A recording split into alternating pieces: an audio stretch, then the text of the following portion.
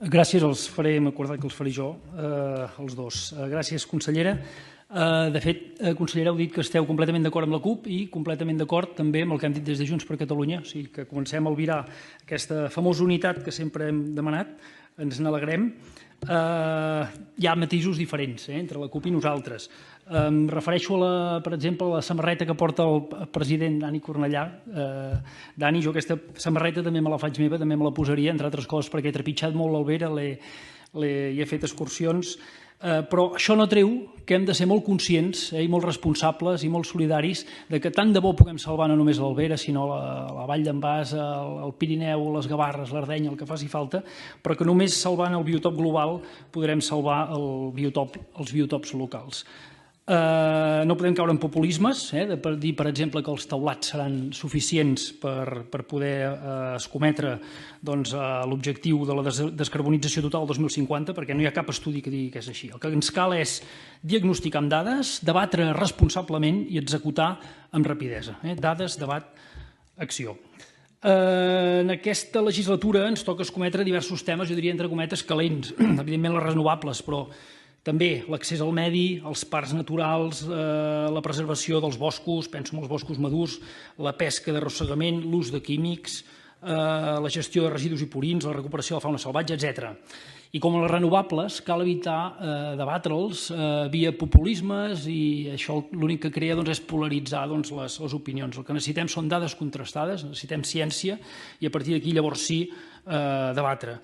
I trepitjant el territori, en cada un d'aquests temes un s'adona que les coses no són ni blanques ni negres, o sigui que hi ha grisos, i precisament aquests grisos són els que permeten teixir grans consensos que ens puguin assegurar la sostenibilitat ambiental, que és l'objectiu superior, i això el nostre grup ho tenim molt clar, i que això implica polítiques valentes, però alhora sense que ningú es quedi pel camí.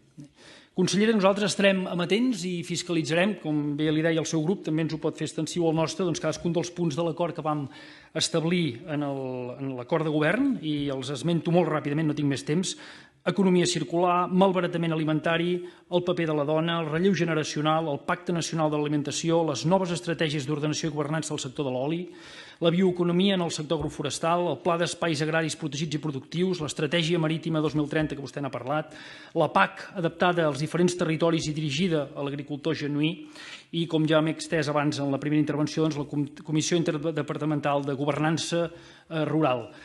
Vull fer un esment als comuns, ens apreteu molt amb el tema de medi ambient, però em consta, jo no hi era, però els meus companys així m'ho diuen, que en la legislatura anterior, durant els últims 3 mesos, no hi va haver manera, tot i la pressió dels grups, que convoquéssiu la comissió de medi ambient que vosaltres presidiu. Tothom es posa en boca, veig, el tema de les granges d'Osona, tothom està molt preocupat. Jo en les darreres setmanes he visitat 2 granges de llet a Osona, per tant, per descomptat que els altres grups també han visitat in situ aquest problema, que evidentment hi és i evidentment hi hem d'estar a sobre. I acabo amb una reflexió.